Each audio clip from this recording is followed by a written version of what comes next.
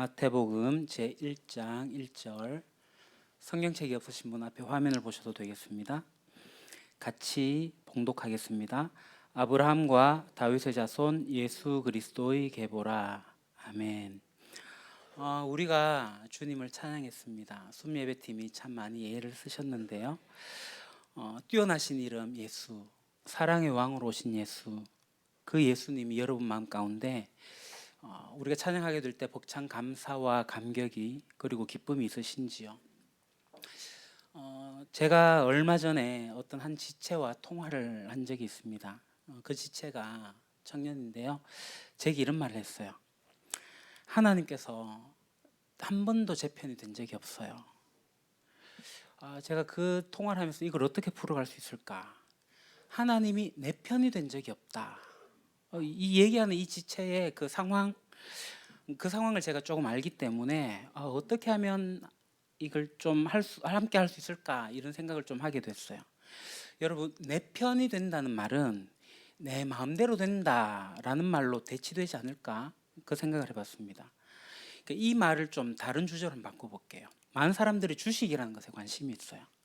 그리고 오늘 이제 온 세대가 다 모여서 다 드리는 예배인데 우리 학생들 이 공부 때문에 학업 스트레스, 성적 스트레스 받는 이들도 있을 수 있고요. 또 어떤 이들은 뭐 매년마다 저도 그렇지만 이 다이어트 좀 한번 해봐야지. 이게 내 마음대로 안 되죠. 뭐 투자하는 것도 내 마음대로 안 돼요. 공부도 내 마음대로 안 돼요. 다이어트도 내 마음대로 안 돼요. 그러니까 이게 내 편이 되지 않는다라고 하는 말이 어쩌면 내 마음대로 되지 않는다라는 말로 대치되지 않을까 그렇게 생각을 합니다. 그러니까 지금 여기서 말씀드린 이런 것들은 내가 하고 싶은데 어떤 의지만 가지고 되는 건 아니에요. 이 자체에 어떤 방법이 있고 작동하는 원리가 있고 규칙이 있어요. 이런 것들에 대한 이해가 있어야 돼요. 그렇기 때문에 주식도 공부해야 되고요. 뭐 학업도 마찬가지고요. 다이어트라는 것도 원리를 따라 가지고 해야 되는 거죠. 그래서 거기에 관심 가진 분들은 공부도 하고 또 여러 차례 알아보기도 하고 그렇게 합니다. 근데 우리가 하나님을 믿고 예수님을 믿는다고 할 때 그냥 이런 이해가 없이 그냥 내가 이렇게 믿으면, 그러니까 어떻게 좀 하면 교회 좀 나가고 뭐 헌금도 좀 하고 봉사도 좀 하면 하나님께서 날 도와주시겠지, 하나님이 내 편이 되어 주시겠지 라고 막연하게 생각하는 것 같아요. 그러니까 하나님께서 우리 가운데 약속하신 것들이 많이 있는데요. 근데 그분이 무엇을 하셨고 무슨 일을 하시며 앞으로 어떤 일을 하실 것인지에 대한 이해를 우리가 하지 않으면, 거기에 대해서 우리가 알아가지 않으면 마치 물이 없는 곳에 가서 목이 마르다고 물을 찾고 있는 그런 사람과 같은 인생을 우리가 살 수 있겠다 싶습니다. 그래서 오늘 우리가 함께 나눌 주제가 뭐냐면 다윗의 왕으로 오신 예수. 다윗의 왕으로 오셨는데 이게 도대체 내 삶에 우리 일상 가운데 내 인생에 이게 무슨 의미가 있는가? 그 이름이 뛰어나고 사랑의 왕이라고 하는데 지금 2022년을 사는 나에게 내 삶에 어떤 의미가 있는가? 오늘 그 의미를 한번 새겨보면 좋겠습니다. 이 영원한 다윗의 왕으로 오신 예수, 이 예수님에 대해서 이해를 하려고 하면 사무엘서에 있는 다윗의 이야기부터 그 근원을 찾아봐야 돼요. 그 사무엘 7장에 보게 되면요, 7장 2절에 하루는 왕이 예언자 나단에게 말하였다. 나는 백향목 왕궁에 사는데 하나님의 교회는 아직 회장 안에 있습니다. 그러니까 이 말씀의 배경이 뭐냐면 지금 다윗이 왕이 되었어요. 그러니까 다윗은 백향목으로 만들어진 왕궁에 살고 있는데 어느 날 이렇게 보니까 하나님의 성막, 하나님의 저는 여전히 성막인 거예요. 장막이에요. 휘장인 거예요. 오늘 말로 가건물이 있는 거예요. 텐트 있는 것이 못내 마음에 불편했던 거예요. 그래서 다윗이 난 성전을 좀 지어야 되겠다. 그렇게 하면서 선지자 나단에게 의뢰를 했습니다. 그때 나단을 통해서 하나님께서 이렇게 말씀을 하세요. 제가 읽겠습니다. 그러므로 이제 너는 나의 종 다윗에게 전하여라. 나 만군의 주가 말한다. 양떼를 달아다니던 너를 목장에서 데려다가 내 백성 이스라엘의 통치자로 삼은 것은 바로 나다. 이전에 내가 나의 백성 이스라엘에게 사사들을 세워준 때와는 달리 내가 너의 모든 원수로부터 보호하여서 평안히 살게 하겠다. 그뿐만 아니라 나 주가 너의 집안을 한 왕조로 만들겠다는 것을 이제 나 주가 너에게 선언한다. 너의 집과 네 나라가 내 앞에서 영원히 이어갈 것이며 내 왕위가 영원히 든든하게 서 있을 것이다. 하나님께서 다윗이 성전을 짓겠다는 이 마음이 좀 기특해 보였을까요? 그래서 다윗에게 영원한 왕이 튼튼하게 서게 하겠다 이렇게 말씀을 하셔요. 도대체 영원이라는 거, 우리 사람이 상상이나 할 수 있을지 모르겠지만 하나님께서 그 영혼을 약속하셨다는 거예요. 이 땅에 수많은 왕조가 있습니다. 우리의 자랑스러운 조선왕조 500년도 이 역사상에서 굉장히 대단한 왕조입니다. 이것도 대단하다고들 하는데, 근데 우리가 천년 만년 이어져가는 왕조는 거의 없지 않을까 이렇게 생각을 해요. 그런데 영원한 왕조라니요, 하나님께서 인간이 이걸 영원하다는 걸 이해할 수 있다라고 하신 말씀일까? 이런 생각을 하게 됩니다. 어쩌면 이 말은 일종의 언어 유희처럼 우리가 막 사랑하는 사람 만나면 내가 앞으로 널 영원히 사랑할 거야, 불가능하잖아요. 무슨 영혼을 사랑해요? 그럼에도 불구하고 영원히 사랑할 거야 하는 그 말에 설레기도 하고 합니다. 왜냐하면 그만큼 사랑이 크니까. 마치 하나님께서 내가 너에게 왕조를 줘서 영원하게 하겠다 하는 그 말씀이 마치 과장된 막 그런 말씀이었나 이런 생각도 하게 됩니다. 그런데 이 영원한 다윗의 언약이라고 하신, 내가 너에게 영원한 왕조를 줄 거야 라고 하신 이 말씀을 사실 다윗 이후에 많은 이스라엘 사람들은 진짜로 믿었습니다. 아, 우리의 왕조는 영원할 거야. 근데 우리가 구약을 읽어보면 아시잖아요. 구약의 현실, 믿음의 균열이 깨어가는 일들이 막 벌어져요. 그러니까 시편 89편은 에스라 사람 에다니라는 사람이 지은 시인데요. 이 시의 저작인데는 사실 잘 모릅니다. 근데 이 시를 보게 되면 셀라라는 것 나오는데요. 그 기준을 보게 되면 이 에단 속해 있던 이스라엘 공동체가 영원한 다윗의 언약이라는 걸 붙잡고 살아갔는데, 그걸 믿었는데 지금 삶의 현실은 그렇지 않다. 그게 충격인 거예요. 그래서 좌절을 노래하고 있는 그것이 시편 89편입니다. 이 89편에 녹여져 있는데요. 나는 내가 선택한 사람과 언약을 맺으며 내 종 다윗에게 맹세하기를 내가 내 자손을 영원히 견고히 세우며 내 왕위를 대대로 잇겠다고 하였다. 나는 내 언약을 깨뜨리지 않으며 내 입으로 말한 것은 고치지 않는다. 내가 나의 거룩함을 두고 한 번 맹세하였는데 어찌 다윗을 속이겠느냐. 그 자손이 영원토록 이어지고 그 강유는 내 앞에서 태양과 같을 것이니 저 달처럼 하늘에 있는 진실한 증인처럼 영원토록 견고하게 서 있을 것이다. 셀라. 대적들의 오른손을 지켜 올려 주셔서 원수들만 기쁘게 날뛰게 하셨습니다. 또 그의 칼날을 무디게 하셨으며 전쟁에서는 그를 돕지 않으셨습니다. 그의 영광을 끝나게 하시고 그의 왕위를 땅바닥에 내던지셨습니다.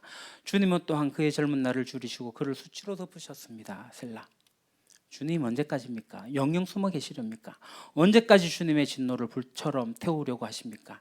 내 인생이 얼마나 짧은지 기억해 주십시오. 모든 인생을 얼마나 허무하게 창조하여 주셨는지를 기억해 주십시오. 주님, 주의 신실함을 두고 다윗과 더불어 맹세하신 그 첫사랑은 지금 어디에 있습니까? 시편 89편을 제가 생략해서 읽었는데요. 이게 굉장히 긴 시입니다. 이 시에서 뭐라고 얘기하냐면 하나님께서 다윗에게 영원한 왕위를 주겠다라고 약속을 했는데 그 첫사랑, 그 영원한 왕조를 약속하신 것을 믿고 우리가 살았어요. 그게 37절까지 나오는 내용입니다. 그래서 영원이라는 단어가 계속해서 반복해 나옵니다. 영원이라는 것을 우리가 얘기한 것도 아니고 하나님이 직접 얘기해 주셨잖아요. 하나님이 직접 약속하셨잖아요. 그런 얘기예요. 그런데 이제 두 번째 나오는 셀라 42절의 표현에 뭐가 있냐면 이스라엘 백성이 겪은 일들을 이야기하고 있어요. 그게 뭐냐면 수많은 강대국들로부터 침략을 받아요. 이 영원한 왕조가 늘 무너지고 침략당하는 어려운 상황 가운데 있다라는 것을 이야기하는 거예요. 그러니까 영원한 왕조와 지금 현실은 너무나도 동떨어져 있는 거예요. 그래서 시는 마지막에 하나님께 강하게 항변합니다. 어쩌면 하나님께서, 하나님, 제가 정말 저희 인생이 얼마나 짧은지 알고 계십니까? 당신이 말씀하신 그 영혼이라는 것을 비하면 제 인생은 정말 한순간에 불과한 인생이라는 것을 어쩌시려고 하는 겁니까? 뭐 이렇게 이야기를 하는 거예요. 이 예단의 이 시편은요, 사실 우리가 구약을 읽을 때 구약 이스라엘 사람들이, 백성들이 당면한 그 현실, 그들이 고민을 했던 것, 그들이 갖고 있던 어려움이었어요. 그래서 구약의 많은 책들은 사실 이스라엘 백성들에게 보험이 하나 있었잖아요. 다윗을 통해서 받은 영원한 언약의 보험을 가지고 있었어요. 그 보험이 뭐예요? 하나님이 계시는 예루살렘이 우리 가운데 있고 하나님께 예배드리는 성전이 우리에게 있고 그리고 거기에 법궤가 있고 이것이 있는데 감히 누가 이 땅에 그 어떤 신들이 전지전능한 하나님 앞에 향해 가지고 돌진하여 공격하러 오겠는가? 정말 영구하고 장엄한 강력한 보험, 하나님이란 보험 내가 가지고 있어. 그런 마음이었던 것 같아요. 근데 그들이 당면한 현실은 어떤 거예요? 그들이 보는 눈앞에서 예루살렘은 무너지고 성전은 파괴되고 심지어 하나님께서 지키시겠다고 하셨던 그 이스라엘 백성들은 다 포로로 잡혀가 버리는 그런 상황까지 가게 된 거 아닙니까? 그래서 그들이 질문하는 거예요. 도무지 이해할 수 없어서 영원하신 하나님의 다윗의 그 언약이 정말 영원한가? 그리고 그게 실현 가능한가? 무슨 말씀을 하시는 건가? 이게 구약의 많은 역사서 이후의 선지서, 구약의 많은 시편들이 이 이야기를 하고 있습니다. 그래서 어떤 학자들은 이 주제에 답하기 위해 가지고 구약의 많은 성경들이 그 시기에 기록되었다라고 보기도 합니다. 자, 이런 다윗의 언약이 우리가 이제 구약을 읽게 될 때 그 마지막에 오게 되면 스가랴, 말라기 스가랴가 있는데요. 말라기 직전에 있는 스가랴를 보게 되면 조금 전에 있었던 그 다윗 언약이 무엇을 향하고 있고 어디로 향하고 있는지 구체화된 말씀이 나오게 됩니다. 스가랴 12장을 보겠습니다. 주의 말씀이다. 이것은 이스라엘을 두고 하신 주의 경고의 말씀이다. 하늘을 펴신 분, 땅에 기초를 놓으신 분, 사람 안에 영을 만들어 주신 분께서 말씀하신다. 그 날에 나 주가 예루살렘에 사는 주민을 보호할 것이니 그들 가운데 가장 연약한 사람도 그 날에는 다윗처럼 강하게 될 것이다. 다윗 집안은 하나님처럼 곧 백성을 인도하는 주의 천사처럼 그렇게 백성을 인도할 것이다. 그러나 내가 다윗 집안과 예루살렘에 사는 사람들에게 은혜를 구하는 영과 용서를 비는 영을 부어주겠다. 그러면 그들은 나 곧 그들이 찔러 죽인 그를 바라보고서 외아들을 잃고 슬피 울듯이 슬피 울며 맏아들을 잃고 슬퍼하듯이 슬퍼할 것이다. 그 스가랴는 구약의 요한계시록과 같은 묵시록에 해당되는 예언서입니다. 말씀해 보면 하나님께서 이 다윗의 가문을 포기하지 않으셨어요. 다윗 가문 가운데 영원한 왕조를 주시는데 8절에 보게 되면요, 백성을 인도하는 그 왕조로서 리더십을 가진 집안의 역할을 하는 거예요. 이 세상에서 말하는 왕조가 지닌 권력과 여러 힘들을 가지고 이 백성을 인도하는 게 아니라 백성을 어떻게 인도하냐 하면은 10절 은혜를 구하는 영과 용서를 비는 영. 이게 뭘까요? 이런 일들을 통해 갖고 사람들의 마음 가운데서 작용하는 일을 하겠다라고 약속하시는 거예요. 그런데 그들이 무엇을 하는가? 그 영을 받을 때 그들이 찔러 죽인, 우리는 지금은 이해가 돼요. 아, 이게 예수님인가 보다 이렇게 이해가 되지만 스가랴의 말씀을 받을 당시의 백성들은 이게 뭐지? 도대체 뭘까? 라는 질문을 했을 거예요. 그러나 어쨌든 이제 이 다윗 언약은 스가랴나 이 구약의 후반부에 가게 되면 단순히 어떤 세상적 왕정, 어떤 통치 권력의 구조 그런 것들 말하는 게 아니라 사람의 영혼과 하나님께서 임하시는, 뭔가 지금은 이해할 수 없지만 놀라운 일들을 하실 것이라는 구체화되어져 가는 이야기가 있습니다. 은혜를 구하는 영과 용서를 비는 영. 자, 이렇게 이제 예언의 말씀이 이어지고 나서 이제 신약으로 넘어가요. 구약의 말씀이 끝나고 약 400년의 갭이 있긴 합니다. 그리고 우리가 신약을 딱 펼쳤을 때 오늘 우리가 읽은 신약의 첫 장 첫 절 마태복음 1장 1절 뭐예요? 아브라함과 다윗의 자손. 화면요. 아브라함과 다윗의 자손인 예수 그리스도의 계보다. 우리가 사실 이 말씀을 잘 모를 때는 뭐 또 저거네. 마태복음 1장 1절은 누누이도 읽어보셨을 거 아닙니까? 또 이거야. 근데 우리가 구약 이스라엘 백성들이 고민했던 그 점에 있으면 이 마태복음 1장 1절은요 얼마나 울컥하고 감격스럽고 너무나도 귀한 말씀인지 모릅니다. 하나님께서 말씀하신 그 다윗을 통해서 하나님께서 하시겠다라고 하는 그 어떤 실마리가 여기서 풀리는 거예요. 하나님 이야기가 풀리는구나. 그 기대감 마태복음 1장 1절에 주시는 거예요. 아브라함과 다윗의 자손 예수 그리스도에게 보라. 여기서 분명히 얘기합니다. 다윗의 자손 영원한 왕조. 그 일을 누구를 통해서 하는가? 예수를 통해서 한다. 신약을 시작하면서부터 이걸 선포하고 시작하는 거예요. 그리고 그 구체적인 이야기가 이제 누가복음 1장에 보시면 예수님께서 태어나시기 전에 마리아를 통해서 하신 말씀 가운데 있습니다. 누가복음 6달 만에 천사 가브리엘이 하나님께로부터 갈릴리 지방의 나사렛 동네로 보내심을 받아서 다윗의 가문에 속한 요셉이라는 사람과 약혼한 처녀에게로 갔다. 그 처녀 이름은 마리아였다. 천사가 마리아에게 말하였다. 두려워하지 말아라 마리아야, 너는 하나님의 은혜를 입었다. 보아라, 네가 잉태하여 아들을 낳을 것이니 너는 그의 이름을 예수라고 하여라. 그는 위대하게 되고 가장 높으신 분의 아들이라고 불릴 것이다. 주 하나님께서 그에게 그의 조상 다윗의 왕위를 주실 것이다. 그는 영원히 야곱의 집을 다스리고 그의 나라는 무궁할 것이다. 천사가 마리아에게 말하였다. 성령이 내게 임하시고 가장 높으신 분의 능력이 너를 감싸줄 것이다. 그러므로 태어날 아기는 거룩한 분이요 하나님의 아들이라고 불릴 것이다. 아멘. 구약이 고민하고 구약이 말씀하고 있는 것이 무엇입니까? 영원한 다윗의 왕조는 도대체 누구를 통해서 실현되는가? 우리가 신약을 읽을 때 그 시작의 말씀 바로 예수 그리스도 안에서 실현될 것이다 라고 이야기하고 있습니다. 그런 다윗 언약의 핵심이 뭔가라고 얘기하면 다윗이라고 하는 아주 유한한, 우리와 비슷한, 한계도 많고 결함도 많은 그 인간 안으로 누가 들어오셨다고요? 영원하신 하나님, 전능하신 하나님, 유한하지도 않고 우리가 감히 상상할 수도 없고 청량할 수 없는 그분이 유한하고 제한된 우리 안으로 들어오셨다라고 얘기하는 겁니다. 하나님께서 왜 그러셨을까요? 왜 그런 일을 하셨을까요? 예수님께서 하신 말씀에서 찾을 수가 있습니다. 요한복음 17장에 보게 되면요, 이런 말씀하세요. 왜 그런 일들이 다윗의 왕조를 통해 가지고 하나님의 아들이 굳이 오셔야 했는가? 이 요한복음 17장은 대제사장의 기도라고 하는데요, 예수님께서 이렇게 말씀하세요. 아버지께서는 아들에게 주신 모든 사람에게 영생을 주게 하시려고 모든 사람을 다스리는 권세를 아들에게 주셨습니다. 영생은 오직 한 분이신 참 하나님을 알고 또 아버지께서 보내신 예수 그리스도라는 것입니다. 예수님께서 이렇게 말씀하셨어요. 다윗의 왕위를 받은 하나님의 아들로 이 땅에 오셔가지고 어떻게 보면 강력한 왕으로 인간에게 군림하셔가지고 인간에게 어떤 순종도 받고 섬김을 받고 세상을 장악하려고 오신 것이 아니라 그 아들에게 주어진 권세가 뭐냐 하면 뭐예요?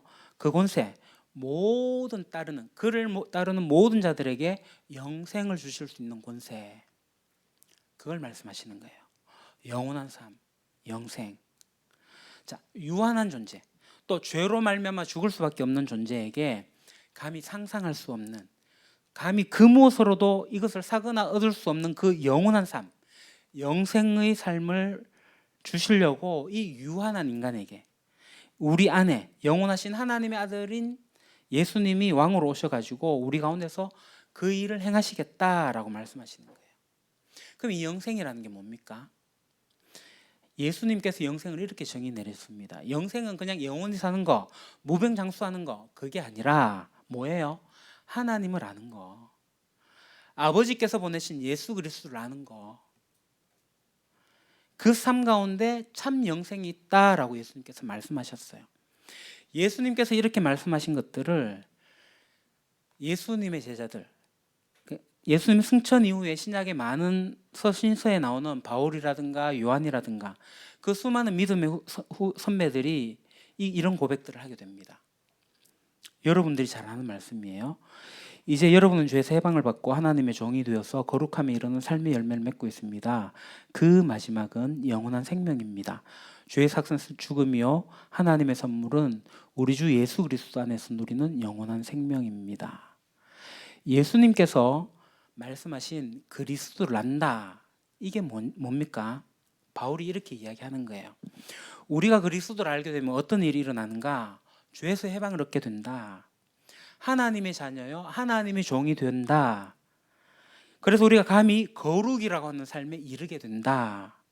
그리고 영원한 생명이 있게 된다. 이 이야기를 하시는 거예요. 영원한 생명이 내게 있다. 이 말은 다시 다른 말로 바꾸면 내가 예수 그리스도 안에 있다라는 말이에요. 먼 훗날의 영생에 이르는 게 아니라 지금 현재 그리스도 안에 있으므로 나는 영생을 누리고 있다. 이미 영생은 시작되었다. 그 영생의 소망, 영생의 기쁨이 우리 가운데 놓여져 있다. 그것은 이 세상의 다른 어떤 것들로도 할 수 없는 은혜가 우리에게 주어졌다는 거예요. 그게 2000년 전 이 땅에 오신 예수 그리스도입니다. 한 구절을 더 보겠습니다. 요한 1서에 나온 말씀이에요.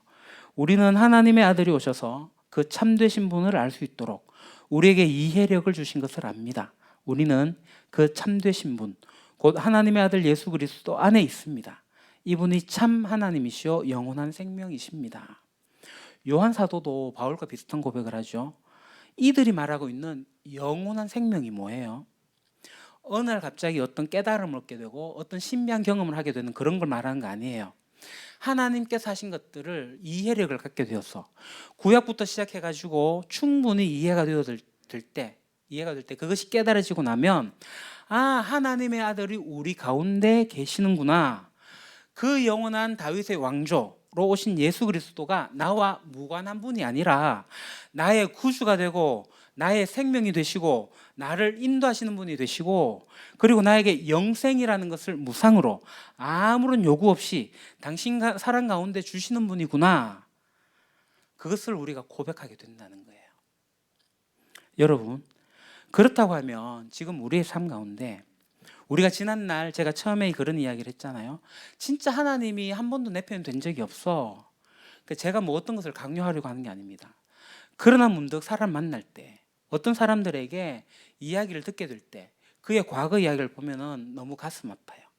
또 어떤 분들은 지금 살아가고 있는 지금 현재 2022년이 너무너무 힘들어요. 어쩌면 우리 앞에 가운데 주어질 앞으로의 삶, 내년 2023년도 두려움도 있고 위기도 있을 수 있고 내 평생에 이런 일이 있을 수 있나 할 만큼의 절망적인 일이 생길 수도 있어요. 그런데 우리가 그럴 때마다 아, 하나님 우리 편이신가? 하나님이 나를 사랑하신다는데 나에게 정말 이런 걸 주시긴 하는 걸까? 이런 질문이 있을 때 오늘 우리 주님이 말씀하신 이것을 기억하셔야 됩니다. 뭐예요? 내가 너를 안다. 내가 너의 편이 되기 위해서, 내가 너에게 영생을 주기 위해서 우리 가운데 오셔서 하나님의 참되신 사랑을 알기 위해서 하나님께서 그 다윗 이전부터, 아니 그 다윗 때부터 지금까지 수많은 어려움과 난관과 좌절과 어쩌면 인간이 하나님의 걸림돌 아니었습니까?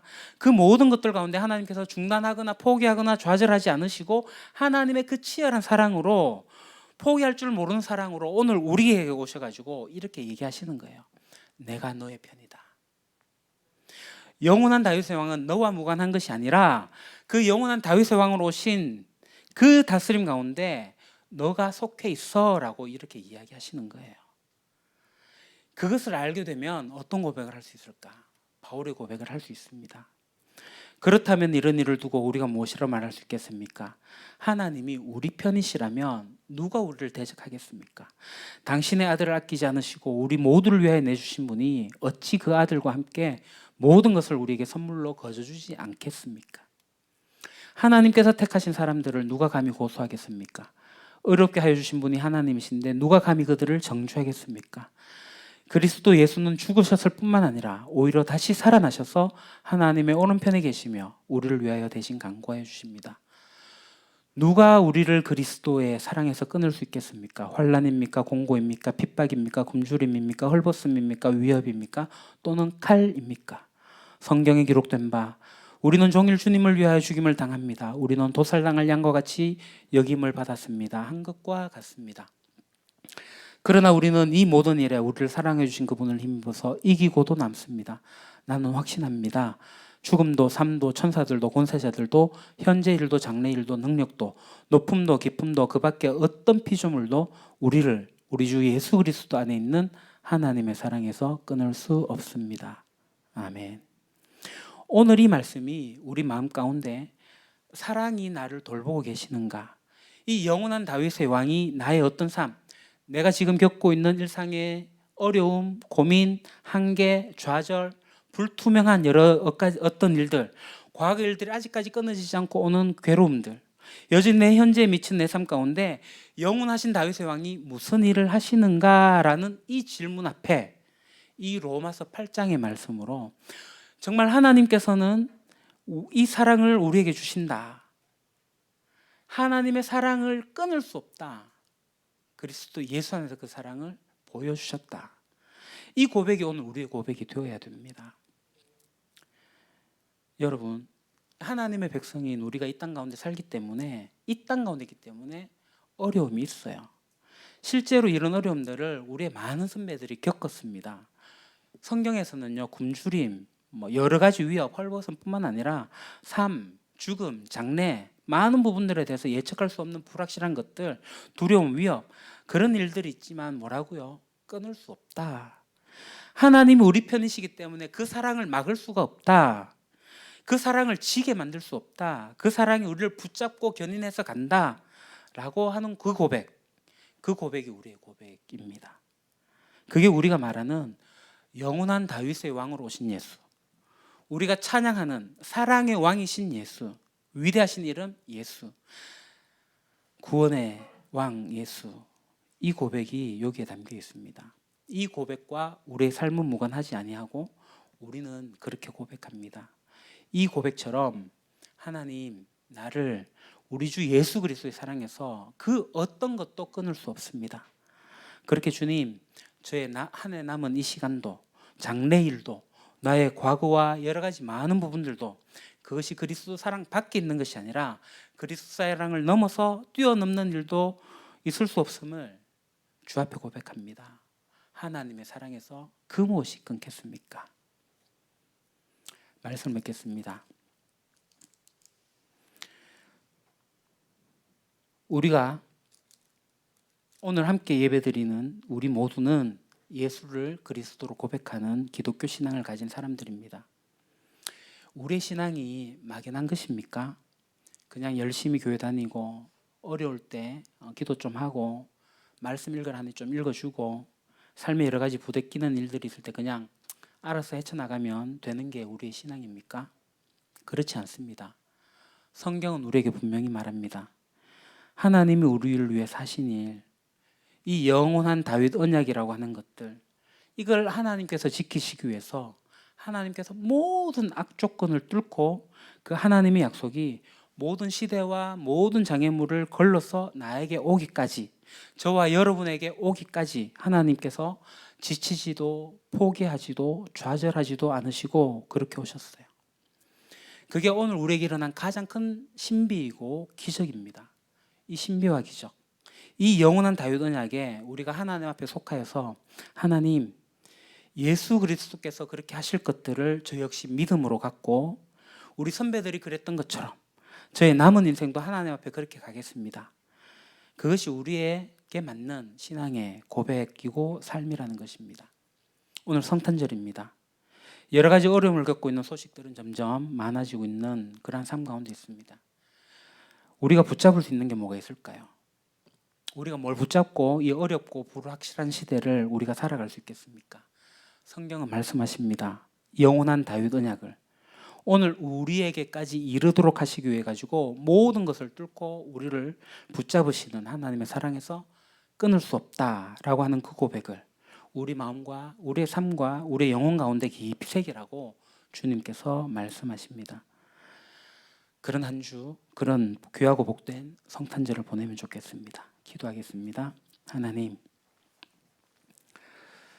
참 이 세상의 현실을 바라보면 정말 하나님이 살아서 역사하시며 내 편이 되어서 가실까 하는 의구심이 들기도 하고 우리의 믿음이 흔들리기도 합니다. 그러나 하나님의 언약의 말씀, 이 성경 말씀을 통하여서 하나님의 약속을 우리가 분명히 붙잡습니다. 예수 그리스도를 통해서 영원한 생명을 주신 하나님, 예수 그리스도 안에서 보여주신 하나님의 그 사랑을, 끊을 수 없는 그 사랑을 우리가 받아들입니다. 그것을 깊이 새기고 오늘 이 시대를 넉넉히 이기며 살아갈 수 있는 저희들 되어지게 하옵소서. 우리 안에 계신 성령님의 이끌림을 받아 영원한 하나님 나라에 이르도록 오늘을 하나님 나라로 살아가는 저희들 되게 하옵소서. 예수님 이름으로 기도합니다. 아멘.